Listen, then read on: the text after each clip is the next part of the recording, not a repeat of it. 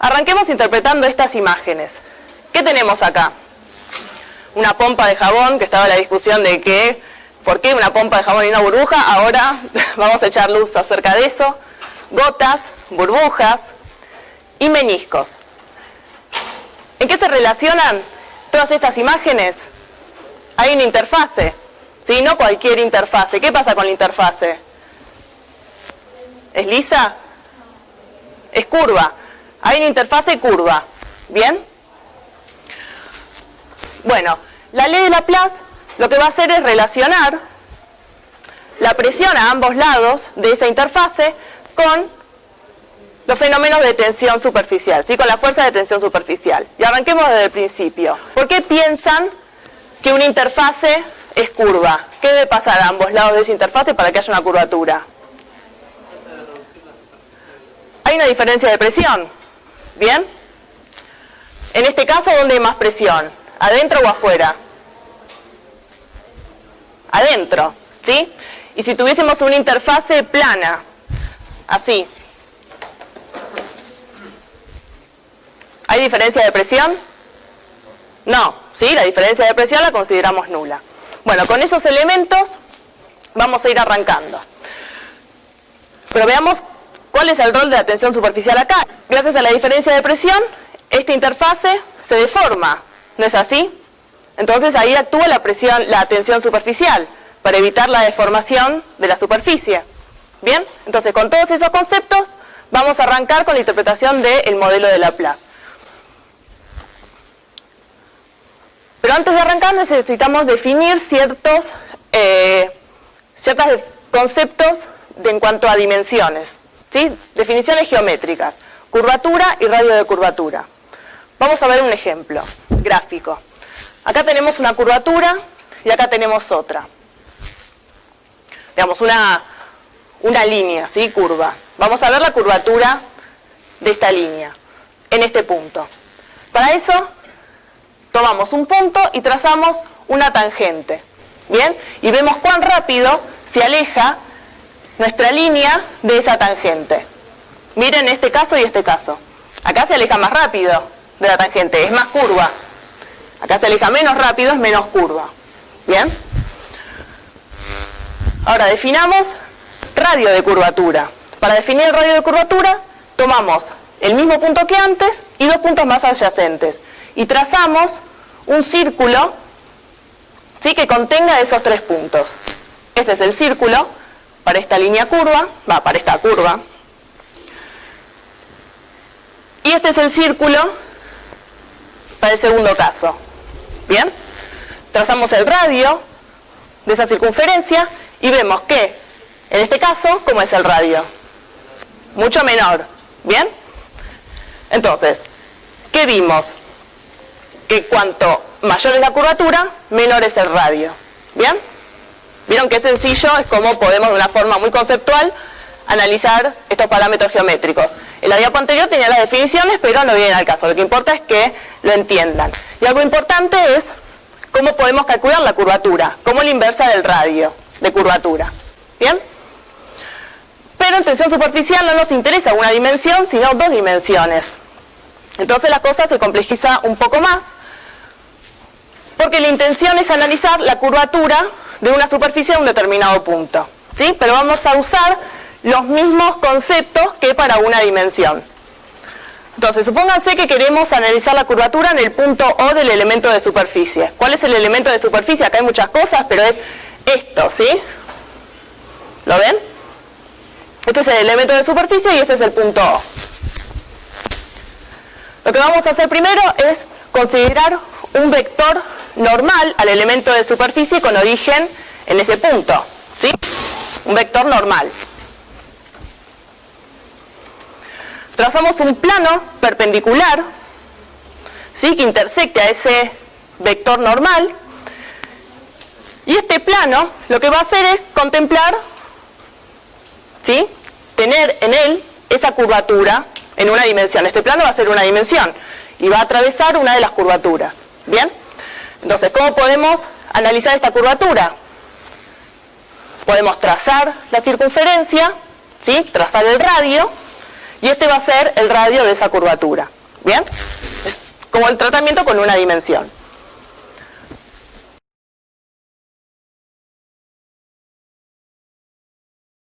Ahora hacemos lo mismo, pero trazando un plano perpendicular, ¿sí?, al elemento, que intersecte con el plano y que sean perpendiculares entre sí, que pase por el punto O. Y hacemos lo mismo. Este plano, ¿sí?, va a contemplar a esta curvatura, trazamos la circunferencia y el radio, y encontramos el radio de curvatura. Entonces tenemos dos planos, ¿sí?, que me determinan dos curvaturas con un radio de curvatura cada uno. Pero lo que a nosotros nos interesa es una curvatura de la superficie. ¿Y cómo la estimamos? Lo vamos a llamar curvatura media y lo vamos a estimar como la suma de la inversa de los radios de curvatura. ¿Bien? ¿Vamos bien? Simplemente de conceptos que después vamos a aplicar. ¿Sí? Lo interesante de esto, entonces esta va a ser la curvatura media en el punto O. Lo interesante es que cualquiera sea los planos perpendiculares entre sí que tomemos y pasan por el punto O, vamos a obtener la misma curvatura media. ¿Bien? Bueno, entonces con estos conceptos geométricos avanzamos hacia la definición de la ley de Laplace. La intención ahora va a ser encontrar, ¿sí?, deducir entre todos una fórmula que va a ser la ley de Laplace. Van a haber muchos cálculos, pero lo que importa es que lo entiendan. Entonces, como vimos en la introducción, la ley de Laplace hace referencia a esta diferencia de presión a ambos lados de una interfase en estado de equilibrio. Tiene en cuenta las distintas fuerzas en el estado de equilibrio, que ahora vamos a ver cuáles son, que determinan la geometría de una interfase. Y, bueno, intuitivamente ya dijimos que si una interfase es plana no existe diferencia de presión a ambos lados, ¿sí? Pero si hay una diferencia de presión, vemos una curvatura, ¿sí? Y por eso la superficie se deforma, por esa diferencia de presión. Y si una interfase se deforma, entra en juego la fuerza de tensión superficial que participaba oponiéndose a esa deformación, ¿sí? Estos son conceptos que ya asentamos durante la clase pasada. Entonces, arranquemos con esta deducción de la ley de Laplace. Lo que vamos a hacer es analizar este elemento de superficie, ¿bien?, que es curvo, como lo ven, va a tener una determinada curvatura media. ¿Qué fuerzas actúan en el equilibrio? Son tres fuerzas que actúan en el equilibrio. Por un lado, empecemos. ¿Dónde hay mayor presión? ¿En el interior o en el exterior? En el interior, ¿sí? Porque la curvatura es así. Entonces, vamos a definir una fuerza que va a estar generada por esa presión interna, ¿sí?, que está dirigida desde el punto central, el punto O, hacia el exterior. ¿Bien? Otra fuerza que está dada por la presión externa dirigida hacia adentro, ¿sí? Ahora, a priori, si tenemos estas dos fuerzas, ¿qué pasa? ¿Se deforma? Infinito, ¿no? Se deforma. ¿Pero qué fuerza participa para evitar esa deformación y llegar a un equilibrio? La fuerza de tensión superficial, que la esquematizamos en este punto, ¿sí? Es tangente a la interfase, ¿sí? Se opone a la deformación es para arriba, entonces la fuerza de tensión superficial se opone a la deformación. ¿Ven? Ahora, estamos analizando el equilibrio de fuerzas verticales. ¿Qué tenemos que hacer con la fuerza gamma? La tenemos que descomponer. Entonces la descomponemos, ¿sí?, y analizamos su componente vertical, que es este. ¿Bien? Y acá definimos un ángulo que va a ser phi, que luego lo vamos a retomar, ¿sí?, que nos va a permitir luego calcular la componente vertical de la fuerza gamma. ¿Vamos bien? Ven que es muy sencillo, hay muchas cosas, pero lo que importa es que entendemos los conceptos. Entonces arranquemos con las expresiones. En el equilibrio la sumatoria de fuerzas es 0. A ver si hay. Dijimos que había una fuerza dada por la presión interna menos la fuerza externa, fuerza dada por la presión externa, y menos el componente vertical de la fuerza gamma es 0. ¿Bien? Ahora, estas fuerzas dadas por la presión la podemos expresar también como presión por el elemento de superficie, ¿sí?, delta S, la expresión de presión que analizamos la clase pasada. Y a su vez podemos descomponer esta expresión de la fuerza gamma normal, ¿sí? Fuerza gamma en el eje vertical. A priori, ¿cómo calculábamos una fuerza gamma? ¿De qué dependía? ¿Recuerdan? Llegamos a una expresión de fuerza gamma igual al coeficiente de tensión superficial por el perímetro. ¿Qué tenemos acá? ¿Por qué tenemos delta L1 y delta L2? Porque la curvatura de esta dimensión es distinta de la curvatura de esta dimensión. ¿Bien? Entonces, nosotros tenemos esquematizada acá la fuerza gamma para esta curvatura. ¿Bien? Pero la fuerza gamma de esta curvatura va a estar orientada de forma similar, ¿sí? Pero el ángulo phi va a ser distinto. ¿Lo ven? Porque la curvatura es otra. Entonces, el componente vertical de la fuerza gamma en este lado y en este lado va a ser ligeramente distinto, ¿sí? Por eso es que hacemos una consideración de delta L, lo que pasa en este lado, delta L1, y lo que pasa en el delta L2. ¿Bien? Esto es sencillo. Entonces, fuerza gamma, coeficiente de tensión superficial por el perímetro, y como estamos analizando el componente vertical, ¿sí? Y acá definimos este ángulo, ¿cómo podemos usar la trigonometría para calcular este componente? ¿Qué usamos? ¿Seno o coseno?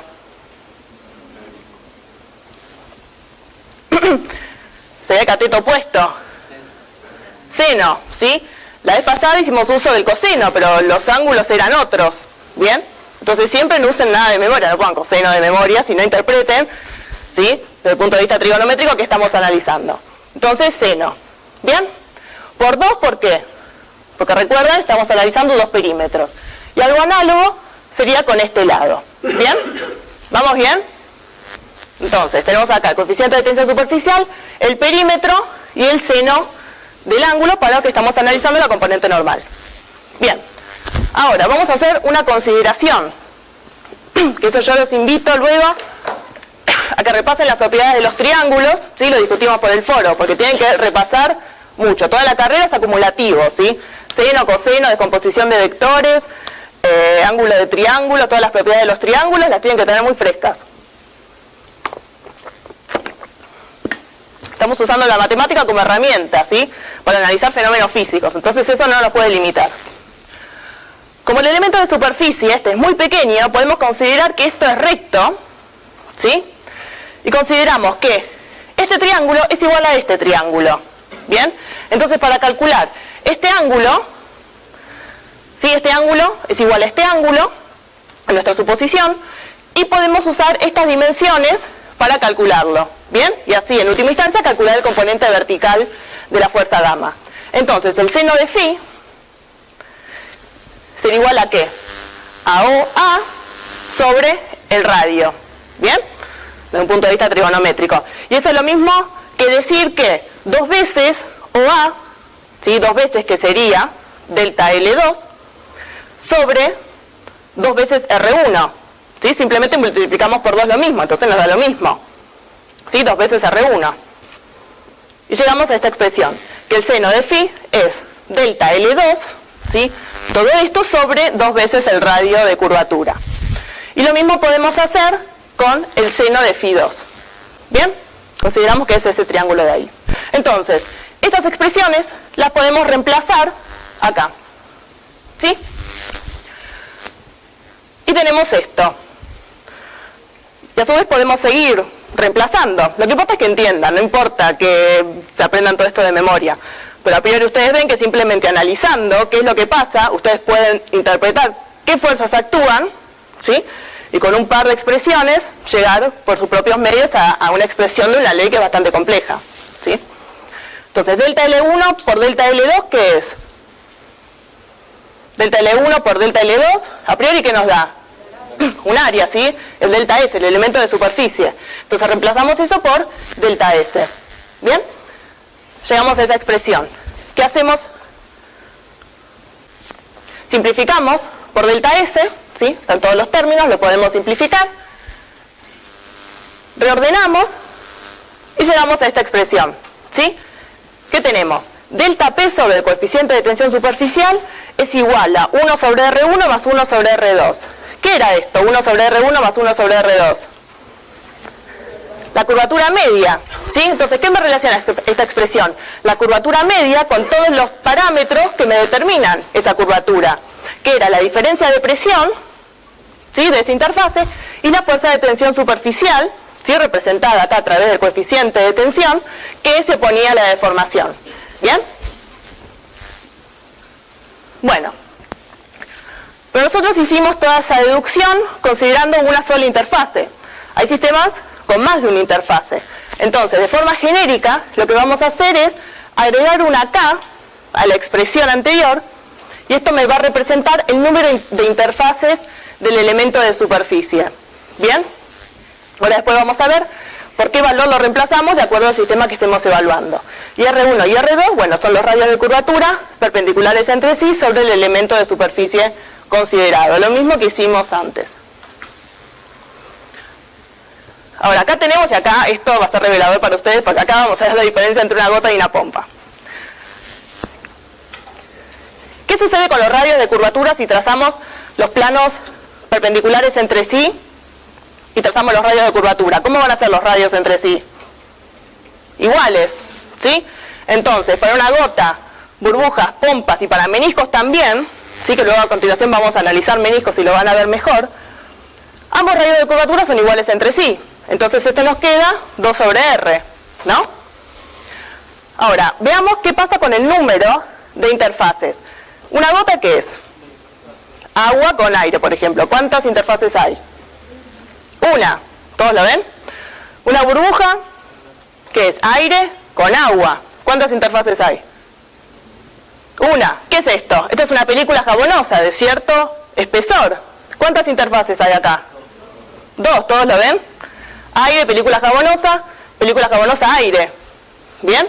Entonces, por ese motivo, eso es lo que diferencia, sí, aparte de otras cosas, una pompa y una burbuja, y por eso lo consideramos como algo tan distinto para nosotros cuando hablamos de fenómenos de hidrostática. Entonces, para gotas, meniscos y burbujas, como hay una sola interfase, vamos a poner 1 acá, y en el caso de pompas, 2.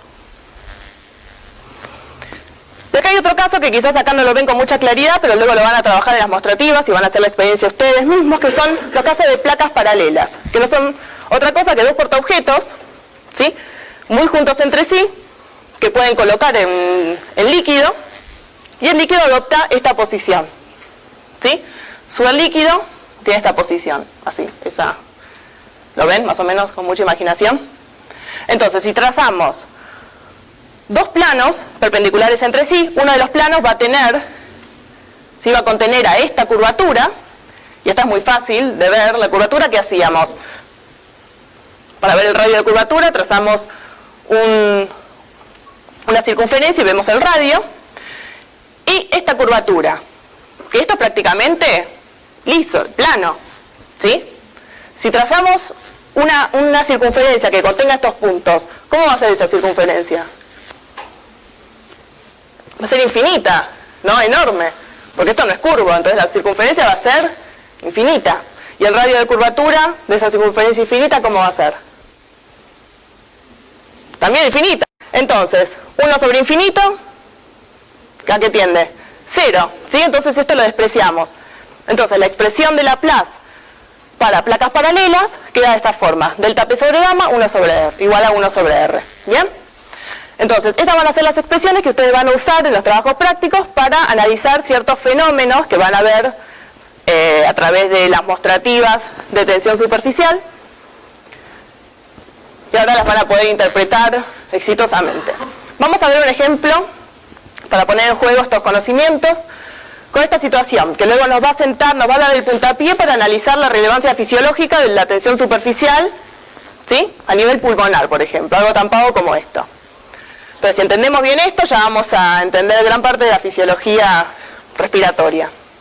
¿Qué tenemos acá? Dos pompas de jabón que están conectadas entre sí por un tubo de vidrio, ¿sí?, y un robinete que en este caso ahora está cerrado. ¿Bien? La pregunta es, ¿qué va a pasar si nosotros abrimos el robinete y se conectan entre sí? ¿Qué pasa con las presiones adentro de las pompas? ¿Son iguales? No, son distintas. ¿Qué pasa con la curvatura de cada una de las pompas? ¿Es igual? La curvatura es distinta, el radio de curvatura es distinto. Eso nos da un indicio, pero la solución jabonosa es la misma, ¿sí? Entonces tenemos un indicio que la diferencia de presión, ¿sí?, en cada una de las pompas es distinta. Esa diferencia de presión, ese delta P. ¿Sí? Fíjense, acá tenemos la expresión de Laplace para una pompa. ¿Bien? Esta diferencia de presión es una presión interna menos una presión externa. ¿Cuál es la presión externa? Presión atmosférica. ¿Bien? La pregunta es entonces, ¿dónde hay mayor presión? ¿En la chica o en la grande? Mayor presión interna. ¿Escuché? En la chica y en la grande. Veamos, en la chica, ¿qué pasa? El radio es menor. ¿No es así? ¿Cómo es la diferencia de presión? El coeficiente de tensión superficial es el mismo para ambas, porque la solución jabonosa es la misma. ¿Cómo es el delta P? Mayor. Mayor delta P. Ese delta P era presión interna menos presión externa. La presión externa es la presión atmosférica. ¿Sí? Es la misma. Entonces, ¿cómo tiene que ser? ¿Cómo es la presión interna? Mayor. ¿Sí? Entonces, ¿a qué conclusión llegamos? A que las pompas pequeñas tienen una mayor presión interna, algo que incluso resulta contraintuitivo, ¿no? Yo le dije en la clase anterior, a veces la intuición no sirve para analizar ciertos fenómenos. Entonces, acá tenemos mayor presión que acá. Si abrimos el robinete, ¿qué va a pasar? A priori se van a igualar las presiones. ¿Y qué va a pasar con estas pompas de jabón? Para que se iguale la presión acá y acá, la presión de esta pompa de jabón tiene que disminuir, ¿no? Y la presión acá tiene que aumentar. Entonces, ¿a qué situación llegamos? A esta. Esta es la situación de equilibrio. ¿Qué es lo que pasó? Esta pompa se ve reducida a una pequeña película, ¿sí?, con cierta curvatura, y esta pompa como que se infló más.